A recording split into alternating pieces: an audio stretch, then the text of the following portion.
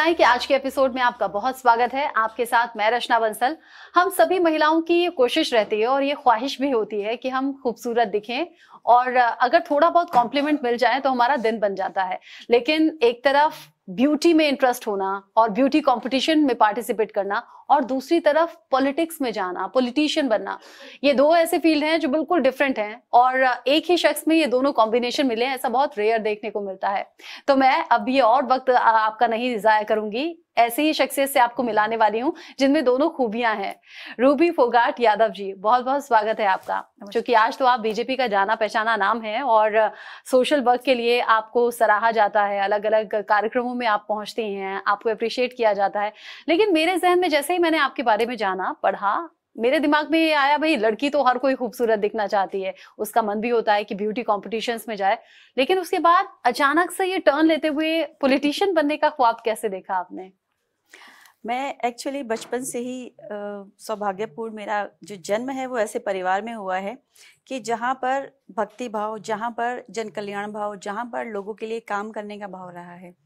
तो मेरे परिवार की तरफ से, माता पिता की तरफ से अगर मैं परिवार की बात करूं तो कहीं ना कहीं जो मेरी रूट्स हैं, पॉलिटिकल रूट्स, वो वहीं से ही हैं। तो इसीलिए मन में हमेशा भाव था कि मैं सामाजिक कार्यकर्ता के रूप में काम करूं, लोगों के लिए काम करूं, ताकि लोगों का जीवन मेरे किसी ना किसी कारण से सरल हो जाए। तो लोगों के जीवन को सरल करने का जो एक मेरा लक्ष्य है कि और क्या बेहतर मैं कर सकती हूँ कि उनको उनके जीवन की कठिनाइयों से छुटकारा दिला पाऊँ, तो यही मेरा प्रयास रहता है, इसीलिए मैं इस फील्ड में आई हूँ। अच्छा, बहुत खूबसूरत हैं। ब्यूटी कंपटीशन में तो आपको जाना ही था। जो दर्शक हमारे साथ जुड़े हुए हैं उन्हें बता दूं मैं कि रूबी फोगाट यादव जी, जो कि 2013 में मिसेस इंडिया क्वीन का खिताब जीत चुकी हैं और फिर 2015 में मिसेस यूनिवर्स एशिया वेस्ट का उन्होंने कंपटीशन जीता है और दोनों ही मुकाबलों में उन्होंने सबको पछाड़ते हुए अपनी जो खूबसूरती है उसके झंडे गाड़े और देश का नाम तो वाकई रोशन किया ही। जब खूबसूरती को लेकर लोगों ने कॉम्प्लीमेंट करने शुरू किए, वो एज क्या थी, आप कौन सी क्लास में थी, कहाँ से ये माइंड में डेवलप होने लगा कि हाँ ब्यूटी कंपटीशन में जा भी सकती हूँ? क्योंकि हैरानी मुझे इसलिए भी हुई कि ये सब कुछ आपने शादी के बाद शुरू किया। जी बिल्कुल। पहले आपके पहले सवाल का जवाब देना चाहूँगी।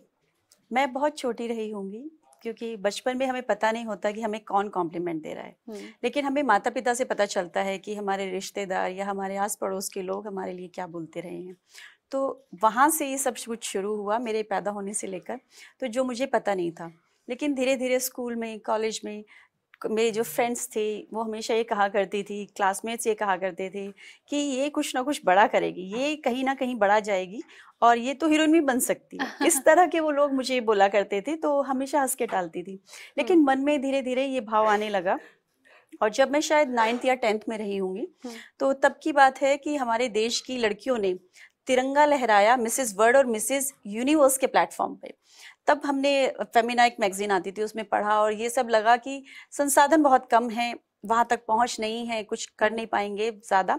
लेकिन ये है कि मन में कहीं ना कहीं एक सपना था कि हम भी क्यों ना अपने देश का नाम रोशन करें, हम भी क्यों ना ऐसी फील्ड चुने कि जहां से हम भी तिरंगा लेकर चलें और कहीं ना कहीं ऐसी जगह पर पहुंचे जहां पर लगे कि हाँ ये भारत की बेटी है। अच्छा, आपको सोच के ये लग गया था? मतलब एक तो ये कॉन्फिडेंस आना भी जरूरी है ना कि भाई मैं पार्टिसिपेट करूंगी तो मैं जीतूंगी भी, कि हाँ तिरंगा लहराना है, मुझे इस कंपटीशन को जीतना है, या थोड़ा डाउट था कि शायद पार्टिसिपेट करूंगी, ट्राई कर लेती हूँ? नहीं, मैं ट्राई कभी नहीं करती हूँ। मैं हमेशा लक्ष्य एक अपना तय करके चलती हूँ कि मुझे ये करना ही है। सफलता मिले या ना मिले वो बात की बात है, लेकिन अगर पहले ही हम डगमगाएंगे तो उन कदमों से हम चल ही नहीं पाएंगे। तो इसीलिए अपने जो कदम है वो जमा जमा कर रखने चाहिए ताकि हमें ये लगे कि दृढ़ इच्छा शक्ति हमारी है और हमें पूरी तरह से जो हमने संकल्प लिया है, जो लक्ष्य तय किया है, इस पर हम पहुंच जाएंगे।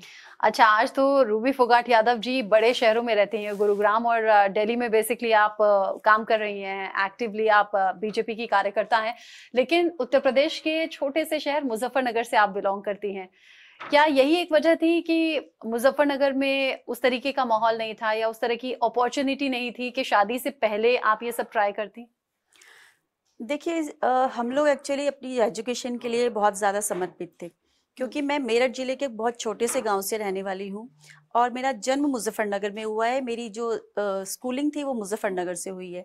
तो हम लोग पहले अपनी बुआ के यहाँ रहकर पढ़ना, पढ़ाई के लिए बहुत संघर्ष करना, तो उस समय पर इस फील्ड के बारे में ज़्यादा सोच नहीं सकते थे क्योंकि समय ही नहीं था। और उसके बाद जब है कि हमने कॉलेज किया, उसके बाद मेरठ यूनिवर्सिटी से मैंने पोस्ट ग्रेजुएशन अपनी कंप्लीट की। फिर शादी हो गई तो इतना समय नहीं था, फिर उसके बाद मेरे बेटे ने जन्म लिया, तो कहीं ना कहीं जीवन की भागदौड़ इतनी ज्यादा थी कि अपने लिए समय ही नहीं बचा। और जब समय आया तो ये सडनली सब कुछ लाइफ में हुआ, तो ऐसे लगता है कि जैसे कुदरत ने ये सब कुछ तय किया हुआ था मेरे लिए, तो इसलिए शादी से पहले सब नहीं हो पाया। कुदरत ने तय जरूर किया था, लेकिन एक सोच आना भी बहुत ज्यादा जरूरी है, क्योंकि लड़कियों के लिए कहा जाता है ना कि भाई शादी हो गई, उसके बाद बेबी हो गया, तब तो बस करियर पर एक तरीके से फुल स्टॉप लग जाता है। लेकिन आपका वो सब वहीं से शुरू हुआ, तो आपके ससुराल वाले या फिर ऑब्वियसली आपके हस्बैंड ने आपको सपोर्ट किया होगा? जी बिल्कुल, मेरे हस्बैंड बहुत ज्यादा सपोर्टिव हैं और मैं बहुत मतलब भगवान का शुक्र अदा करती हूँ। हमेशा मैं भगवान से यही कामना करती हूँ कि जीवन में, इस दुनिया में हर एक लड़की को ऐसा जीवन साथी मिले कि जो उनके साथ हमेशा खड़ा रहे, न सिर्फ उनके सपनों को जिए बल्कि उनके साथ उस सपने को पूरा करने में पूरा साथ दे। तो ऐसे ही जीवन साथी मेरे भी हैं, जिन्होंने मेरे हर एक सपने को साकार करने में दिन रात एक कर दिया, मेरे साथ कदम से कदम मिलाकर खड़े रहे और मुझे हमेशा एक अच्छे गाइड की तरह उन्होंने सभी बातें समझाई, और जहां पर भी मुझे उनकी जरूरत रही है उन्होंने मेरे सपने को साकार करने में पूरी मदद की है। अच्छा, 2013 में तो आपने मिसेस इंडिया क्वीन का खिताब जीत लिया, फिर 2014 में खबर आती है कि आपने लोकसभा चुनाव का इलेक्शन ही लड़ लिया, वो भी निर्दलीय। जी, ये सब कुछ कैसे हुआ? क्योंकि 13 और 14 ज्यादा तो फर्क नहीं है, एक तरफ आप ब्यूटी कंपटीशन में जा रही थी, वहां जीत रही थी, तो इंसान सोचता है ना कि अब आगे इससे बढ़ना है, इसी फील्ड में जाना है, फिर सडनली आप 2014 में इलेक्शन लड़ती हैं। एक्चुअली मिसेज इंडिया क्वीन के बाद मुझे बहुत सारे ग्लैमर वर्ल्ड की साइड से बहुत ऑफर आ रहे थे, एड शूट के लिए, मूवीज के लिए भी लोगों ने अप्रोच करना स्टार्ट किया। लेकिन क्योंकि मेरे मन में हमेशा ये था कि अगर मैं इस फील्ड में निकल गई तो मुझे नेम, फेम, शोहरत, पैसा, ये सब चीजें तो बहुत मिल जाएंगी, लेकिन इससे ज्यादा जरूरी है कि वो जो प्रेम का भाव लोगों के अंदर मेरे लिए जाग रहा था कि हमारे लिए करती है। जब आप समाज में सेवा करते हैं, लोगों की सेवा करते हैं, उनके जीवन को सरल बनाने में कुछ करते हैं, तो वो जब वो आपके लिए दुआ करते हैं, जब वो आपको देख के बाहें फैलाकर आपका स्वागत करते हैं, तो वो जो नशा है, मुझे ऐसे लगता है कि उसके सामने बॉलीवुड का नशा बहुत फीका है। तो क्यों ना, फिर मैंने सोचा कि क्यों ना मैं उसी फील्ड में जाऊं जहां लोगों का मुझे प्यार इतना ज्यादा मिलता है। नो डाउट बॉलीवुड में भी आपको लोगों का बहुत प्यार मिलता है, लेकिन वो नजरिया अलग है और ये नजरिया बहुत अलग है जब उनकी बेटी बनकर मैं उनके बीच में रहती हूँ, जब दिन रात उनसे मिलना होता है, उनकी कोई भी तकलीफ हो उसका समाधान के लिए मैं उनके लिए तत्पर हूँ, हमेशा खड़ी हूँ, उनके साथ चल पड़ती हूँ, उनके जीवन के लिए अच्छा करने के लिए, बेहतरी के लिए उनके साथ जुड़ी हुई हूँ। तो ये जो जीवन है ये बहुत अलग है। तो ये जब मैंने एक बार अनुभव कर लिया तो मुझे लगा कि ये बाकी सारी चीजें बहुत फीकी हैं इसके सामने, मैं लोगों के बीच में ही रहूंगी। लेकिन मन में वो ब्यूटी कॉम्पिटिशन आपके अटक कर रह गया, क्योंकि 2013 में आपने मिसेस इंडिया क्वीन जीता, फिर आप 2014 में इलेक्शन लड़ी और फिर 2015 में मिसेस यूनिवर्स वेस्ट एशिया जी। तो ये भी मतलब लोकसभा चुनाव जब मेरा आया था तो उससे पहले मैं राजनीति में बिल्कुल नहीं थी। मेरा पहला दिन राजनीति के नाम पर वही था जिस दिन मैंने नॉमिनेशन फॉर्म भरा। अच्छा। और मुझसे जो जुड़े हुए लोग थे वो मुझे बार बार अप्रोच कर रहे थे कि आप लोकसभा लड़िए, आप लोकसभा लड़िए। मैंने कहा भी कि मैं किसी राजनीतिक दल से नहीं हूँ, मैं बीजेपी की सपोर्टर थी। मेरा परिवार संघ परिवार से बहुत गहराइयों से जुड़ा रहा और मैं भी आज राष्ट्रीय सेविका समिति से जुड़ी हूँ और मैंने प्रवेश वर्ष भी किया है। लेकिन बावजूद इन सब चीजों के मैंने कभी ये नहीं सोचा था कि मैं किसी पॉलिटिकल पार्टी से उस समय पर लड़ पाऊं, क्योंकि हम किसी को अप्रोच नहीं कर पा रहे, हम किसी को इतना ज्यादा किसी से हमारे ताल्लुकात नहीं कि हम किसी से इस विषय पर चर्चा करें। सिर्फ लोगों ने जो मुझे प्रोत्साहित किया, लोगों ने जो मुझे कहा, मुझ में जो विश्वास दिखाया, उसको देखते हुए मैंने नॉमिनेशन फॉर्म फिल किया और भगवान का ऐसा आशीर्वाद रहा मुझ पर, लोगों का इतना स्नेह आशीर्वाद रहा कि एज ए इंडिपेंडेंट कैंडिडेट, मुझे as a female independent candidate, मुझे उस समय पर दिल्ली में सर्वाधिक वोट्स मिले थे, 57,000 समथिंग। तो मुझे बेहद खुशी है कि लोगों ने एकदम से, मैं जब इस फील्ड में जो मेरे लिए थोड़ी सी जानी पहचानी थी और थोड़ी सी अनजान थी, तो जब मैंने कदम रखा तो लोगों ने मेरा दिल खोलकर स्वागत किया, मुझे बहुत प्रेम दिया और जो विश्वास उनका मुझ पर तब बना था, तब से लेकर आज तक मैं उन्हीं के बीच में हूँ। न सिर्फ अपने लोकसभा क्षेत्र में मैंने काम किया बल्कि पूरे दिल्ली में या जहां जहां पर भी, चाहे संगठन की तरफ से मैं कहीं चुनाव प्रचार प्रसार में गई हूँ या कैंडिडेट के साथ गई हूँ या समाज के किसी भी काम से मैं किसी भी राष्ट्र में, किसी भी राज्य में गई हूँ, तो वहां लोगों ने जो भर भर के झोलियां मेरी भरी हैं अपने प्रेम से, आशीर्वाद से, उसका नशा दुनिया के सब नशों के सामने फीका है। और अब तो 2024 की तैयारी है, तो आपकी क्या तैयारी है? मैं पार्टी की कार्यकर्ता हूं और पार्टी के हर कार्यकर्ता की पूरी तैयारी रहती है। चाहे आप देख लीजिए पंचायत से पार्लियामेंट तक, पार्टी जहां जिस कार्यकर्ता के लिए जो सोचती है वो उसकी बेहतरी के लिए होता है और हर कार्यकर्ता अपनी पार्टी को जिताने के लिए काम करता है।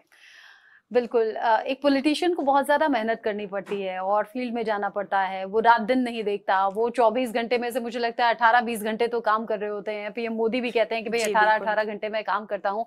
और एक तरफ है अपना ख्याल रखना, चेहरे का ख्याल रखना, ब्यूटी कंपटीशन में पार्टिसिपेट करना, ये दोनों चीजें बड़ी बेमेल सी हैं। इनमें तालमेल आपने कैसे बिठाया?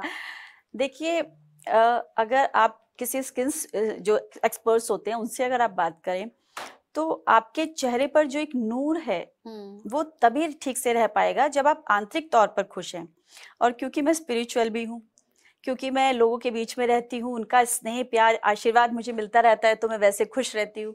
तो इसीलिए मुझे इस तरफ ज्यादा ध्यान देने की जरूरत नहीं पड़ती कि मैं अपनी स्किन पर ध्यान दूं या मेरे बाल कैसे हैं या ये सब कैसा है। तो इतना ध्यान तवज्जो ना भी दें तो भी कोई फर्क नहीं पड़ता।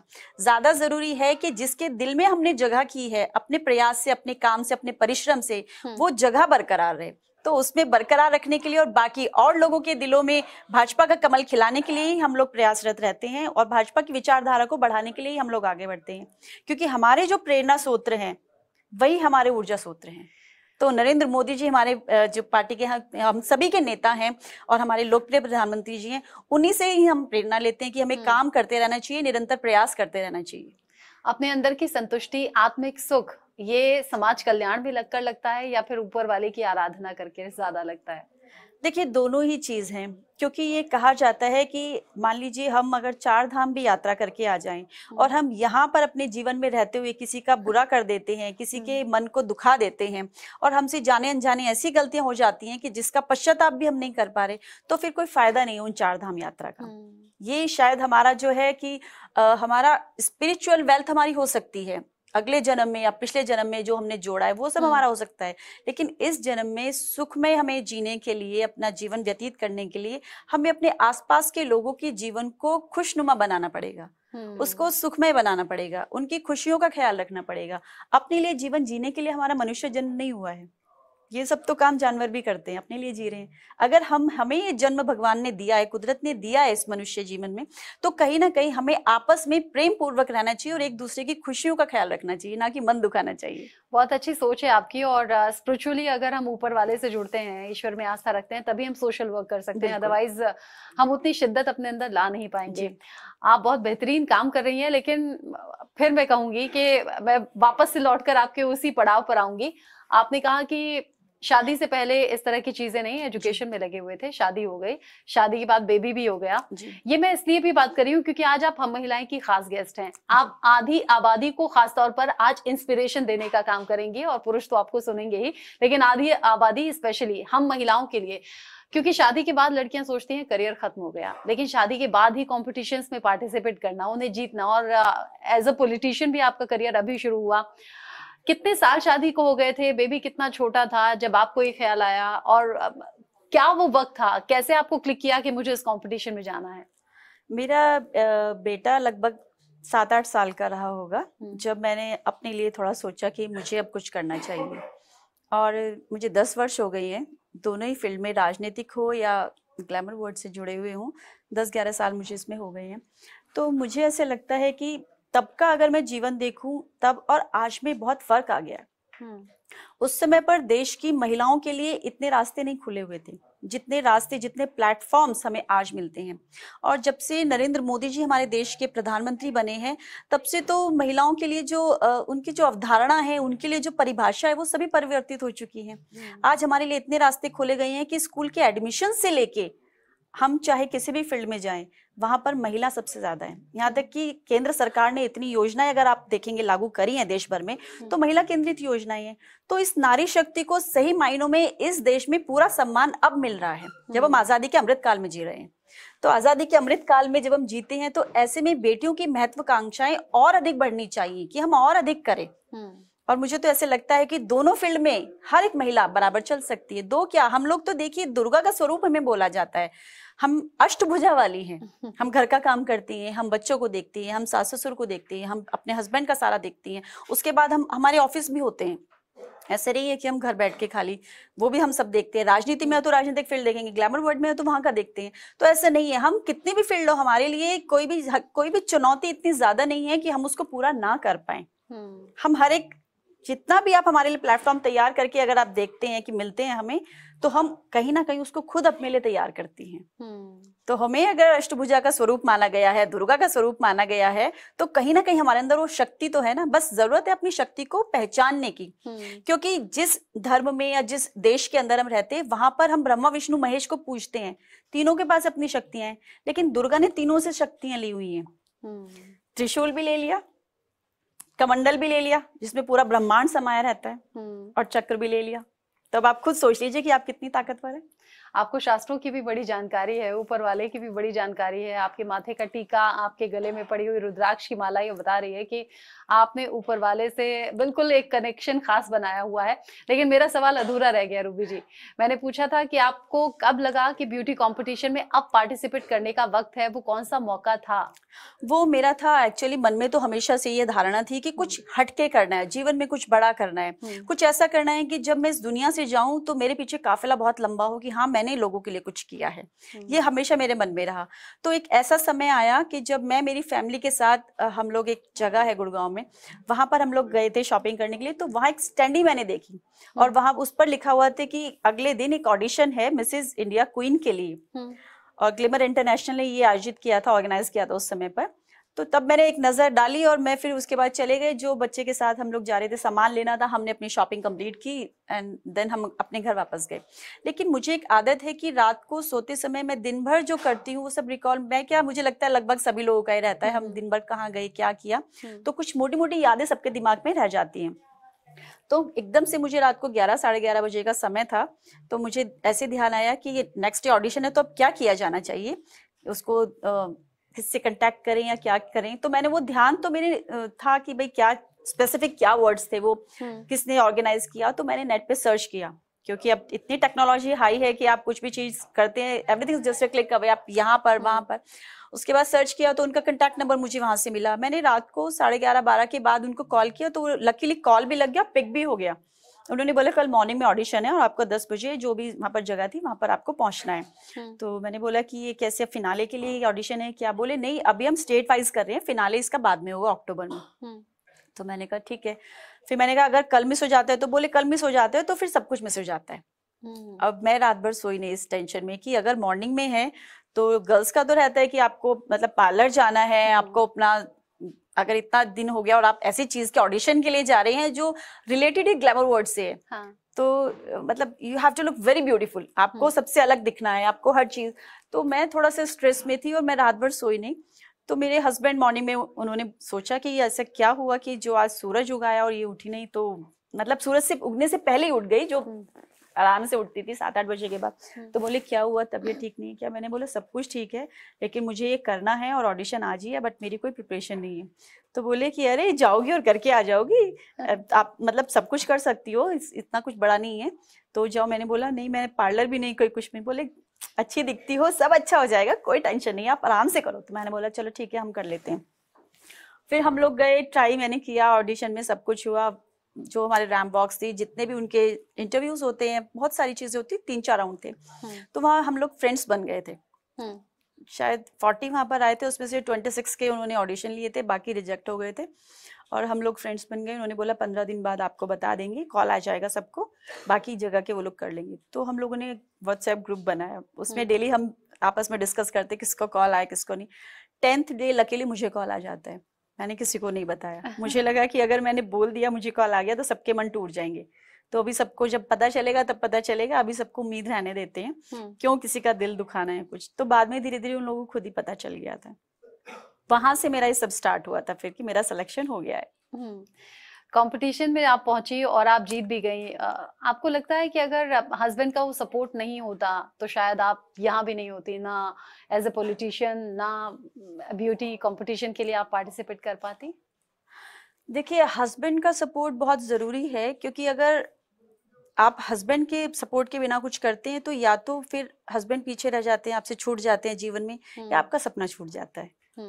दोनों चीजें तभी एक साथ चल पाती हैं जब आप बहुत खुशनसीब हो, भगवान ने आपके ऊपर अपनी कृपा बनाए रखी हो कि आपका जीवन साथी आपको अंडरस्टैंड करे। अगर जीवन साथी अंडरस्टैंड कर लेते हैं तो फिर कोई चीज रह नहीं जाती। इसके बाद फिर मैंने इस कंटेस्ट में पार्टिसिपेट किया था। क्योंकि आज आप हम महिलाएं की खास मेहमान हैं और अब अंतिम पड़ाव पर हम हैं, तो हम महिलाएं के दर्शकों को रूबी फोगाट यादव क्या संदेश देंगी आखिर में? देखिए, मेरा जो संदेश है वो न सिर्फ महिलाओं के लिए है, बल्कि भाइयों के लिए भी है, पुरुषों के लिए भी है। क्षेत्र कोई भी हो, राजनीतिक क्षेत्र हो, क्रिकेट हो, खेल का हो, ग्लैमर वर्ल्ड हो, कोई भी फील्ड हो, या आप doctor, engineer, CA, anything, anyway, आप कहीं पर भी हैं, अपने काम के प्रति समर्पित रहिए। सबसे बड़ी बात ये है, क्योंकि कहीं पर भी जो हमारी वफादारी है वो हर चीज पे भारी है। जहां आपकी वफादारी में कमी आई, वहां पर आपकी हर चीज बिखरती चली जाती है। तो वफादारी हर चीज पर भारी जरूर पड़ती है आपकी। तो इसलिए वफादार रहिए, मजबूत रहिए, दृढ़ इच्छा शक्ति के साथ, दृढ़ संकल्प के साथ अपने रास्ते पर चलते रहिए, सफलता जरूर मिलेगी। और हमारी भी शुभकामनाएं हैं कि जिस पथ पर आप चल रही हैं, जिस काम में आप आगे बढ़ रही हैं, उस काम में आपको बहुत सी सफलताएं मिलें और आप अपने मुकाम को हासिल करें। और हाँ, आपकी वफादारी और आपकी मेहनत आपको फल जरूर दे। बहुत बहुत शुक्रिया आज हम महिलाएं में आने के। नमस्कार।